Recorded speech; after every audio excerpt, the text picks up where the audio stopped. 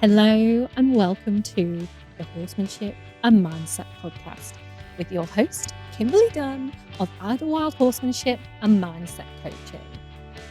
This podcast is here to bring you the very best in tips, tricks, and advice to help you better understand yourself, your mindset, and your horse, because your horsemanship starts with you. Let's go.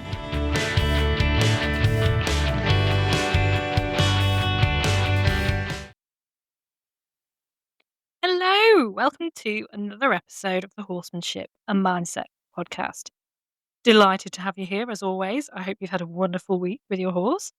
And in today's episode, what we're going to be diving into is the hidden costs of waiting to fix your confidence.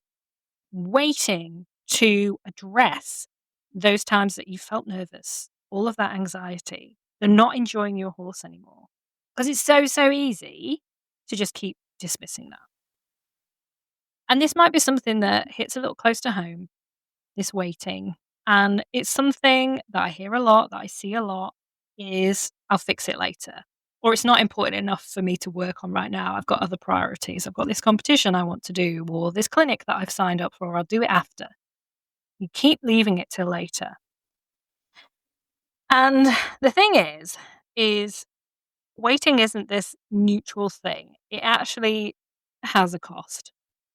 Because that cost is this waiting, this leaving it, this I'll sort it out later, will continue to keep showing up in your body, in your emotions, in your relationship with your horse, and in all of the opportunities you miss out on because of that. So, in today's episode, I'm going to break down the 3 hidden costs of waiting to fix your confidence. And I'm going to give you some tips as well, as always, to start shifting those things straight away as you go away from this episode.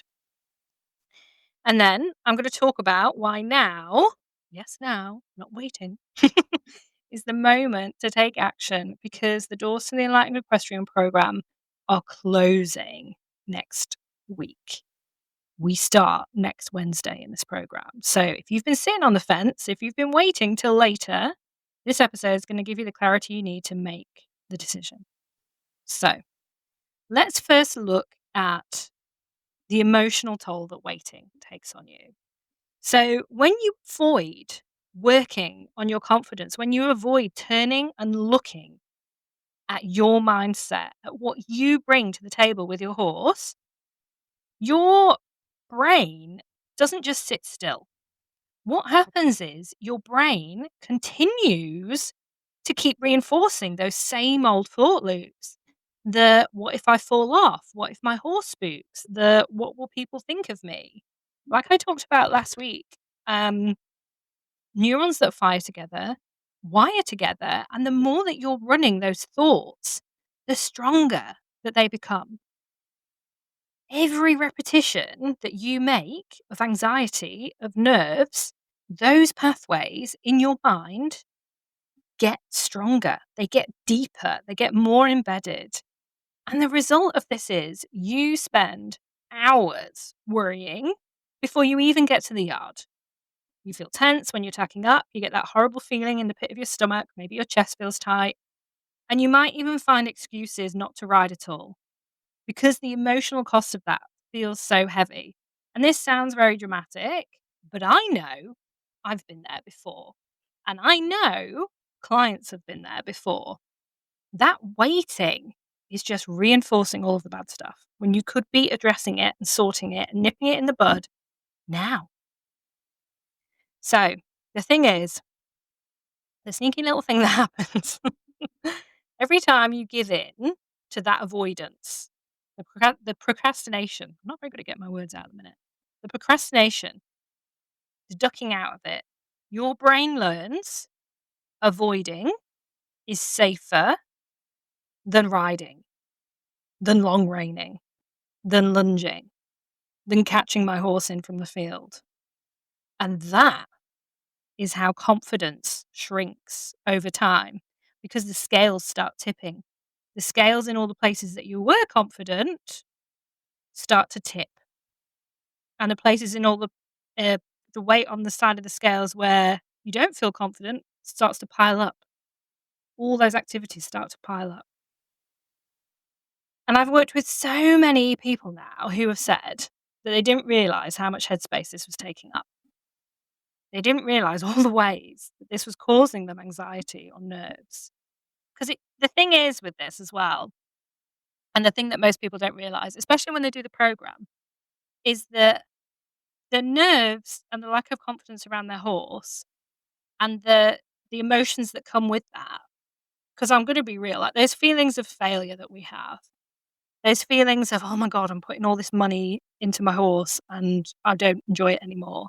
All this time, or I used to enjoy this and now I don't. Because that always feels, and I know this from myself and I know this from talking to clients, it makes you feel like you're a failure and it makes you feel rubbish. And that seeps into everything else. It seeps into then doubting yourself at work, anxiety in social situations, at home, snapping at family members. It it's not something that is ever isolated to this one thing. It always seeps out somewhere else. And that is one of the costs of waiting. It's that mental well-being. It's that confidence in yourself in everything else. And again, sounds dramatic, but it's true. And I see it and I hear it so much. And that's why I want to talk about it because too many of us feel like this. Too many of us are held back and too many of us aren't taking action on this. And I don't care whether you work with me and do the program or whether you go and work with someone else or whether you try and do this yourself. You can make this change. You don't have to stay like this. Okay, the physical cost. So, anxiety doesn't just live in your head, it lives in your body. I've talked about this before with nervous system regulation, but when you're nervous, when you're anxious, you have that tightness in your body. Your breathing is shallow. When you're riding, your grip on the reins turns into a vice. You might even hold your body stiff, like the thing when we all hunch forward. And not only is that exhausting, it also feeds into your horse's anxiety. That energy you give off feeds in to your horse. And horses are total masters and experts at reading our body language and our nervous system, our energy. They are programmed to do that because that is how they survive. Being so sensitive that they pick up on all of those things, that is how they survive. So they're going to know when you're tense. They will feel it. And then they think, why is my human tense? I need to be tense. And then they mirror that anxiety and that feeling back to you. Suddenly you're both on high alert. Suddenly everything starts to go wrong. So over time, this tension doesn't just affect your riding, it affects your relationship with your horse, that lack of trust there. But also, coming back to the physical side of things, it can affect your health. So constant fight or flight raises your cortisol levels, which then messes with sleep, digestion, and energy. And you can have neck pain, back pain, headaches, all of those things because you are holding that tension in your body.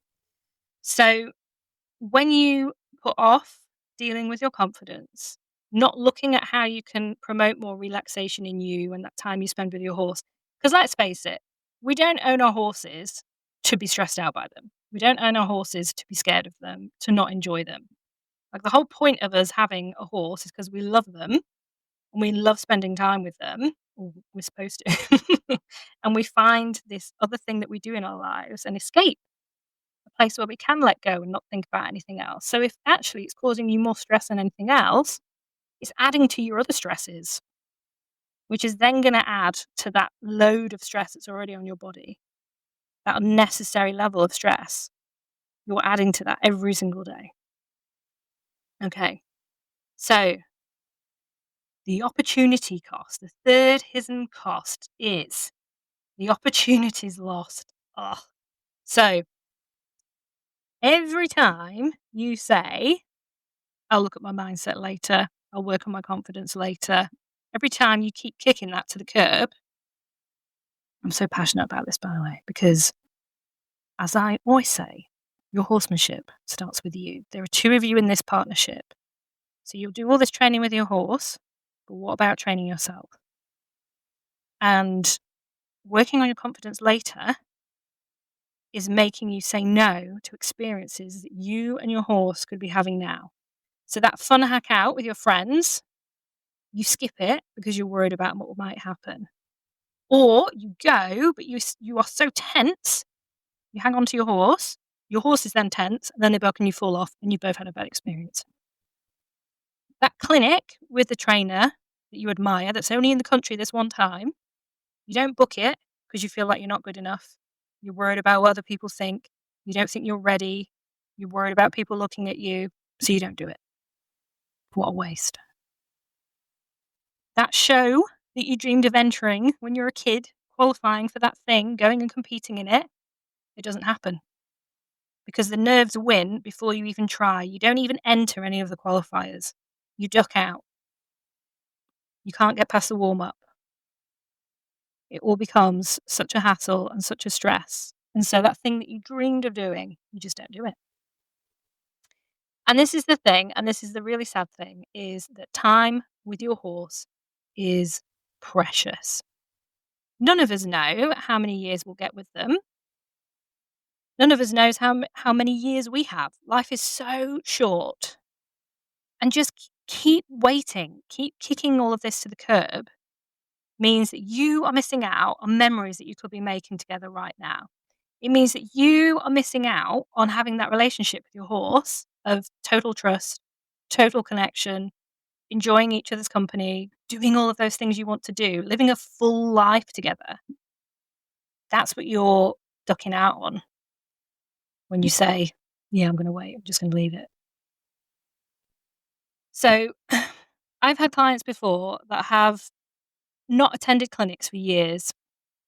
And then by the time we've finished working together, they've booked in for clinics. I've had clients that have almost quit showing when they flipping loved it. So, like total dressage diva. She was ready to bin it all. And now she's out competing with her new horse, absolutely loving life. And the thing is the regrets that these people have is that if I'd have known about this sooner, I know even for me, like when I look back, I did an episode recently where I talked about my own journey with confidence. If I look back to like me 10 years ago, my God, did I need this work? I basically made, so everything I do now, I wish I'd have had then. And I do it for other people, but I also do it for the younger version of me. Oh, boo-hoo, that kind of brings a tear to my eye up. But I do because we love these animals so much. We have so much love for them. They bring us so much joy, so much escape, so much connection. And to have that taken away from us for something that we can fix, that we can sort out, that we can improve on, it's just criminal. So, moving on from that and being a little bit emotional, the good news is you don't have to keep paying these costs, these hidden costs. You do not have to keep paying them. I know anxiety can feel permanent, but like I said in the last episode, it is really just a learned pattern. Patterns can be changed. Your brain is plastic, it can be remolded. So, here are 3 ways that you can take away right now that you can start breaking that cycle. So, number 1, name it to tame it. The next time you feel anxious, literally say out loud, this is just my nervous system firing up. I'm going into survival mode. It's not me. It's not permanent. And like I said in the last episode, research shows that naming an emotion, becoming aware of it in that moment, helps to lower amygdala activity, which is the fear center of the brain, brings back online the prefrontal cortex, which is your part of your brain that reasons, that allows you to function properly. That comes back online. Okay. Number 2, change your breathing. Breathe differently. Breathe in for 4 counts, breathe out for 6. That longer exhale activates your vagus nerve, which is your body's natural calming system. And if you do this while you're tacking up, or even when you're sitting on your horse at a standstill, when you stand at the mountain block, do it. When you climb on board, do it. Before you leave the arena, do it. Before you go to that kind of transition, do it. And it will help you install some calm. Number 3, visualize success. So Like I said last week, studies in sports psychology prove that when you mentally rehearse something like a calm, connected, joyful, dare I say, ride, your brain lights up as though you're already doing it. So it can strengthen your confidence. It can start rewiring your brain before you've even put a foot in that stirrup. Now, those three things sound small, but as always, if you do them regularly, you're going to start rewiring your brain now yourself. And you'll be rewiring your nervous system too. And you'll be installing more calm in your life instead of those feelings of chaos that we would all like to say goodbye to. So, just to recap before we finish, waiting does not keep things the same. Waiting actually costs you. It costs you emotionally, physically, and in all the opportunities that you miss with your horse. But, the cycle can change. And it can change faster than you think. So, the question is, do you want to look back in 6 months' time and still be stuck in that same place? Or do you want to look back and say, I'm so glad I took that step when I did? Now, like I said, this doesn't have to be with me. This can be with anyone. This can even be you take those 3 steps and you build on them and you keep listening to the podcast, or you turn up to the Empower Hour, or you do something to change. You take action. Or you could do the Enlightened Question Program. And I created it just for people like you. So it is a structured step-by-step journey where I help riders like you, like me, rewire fear, rebuild confidence, and rediscover joy with your horses.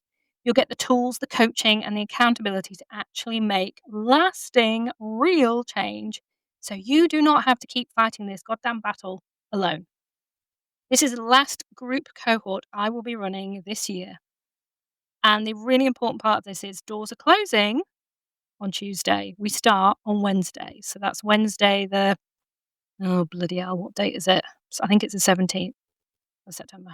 And when they close, they will not reopen until next year. So if you know that this is what you need, if you are ready to actually take action, to shift your mindset, to empower yourself, to grow your confidence, and to actually feel connected like you're in a team with your horse, head to my show notes, click the link, or email me, and we will get you signed up. I cannot wait to get started with this year's cohort. Do not let waiting cost you another ride, another season, another year with your horse, because your new chapter can start now. You can take that step. So I hope that was helpful. As always, any thoughts, drop me an email, rate, review, share the podcast if you enjoyed it, and I will see you again next week for another episode. Over and out.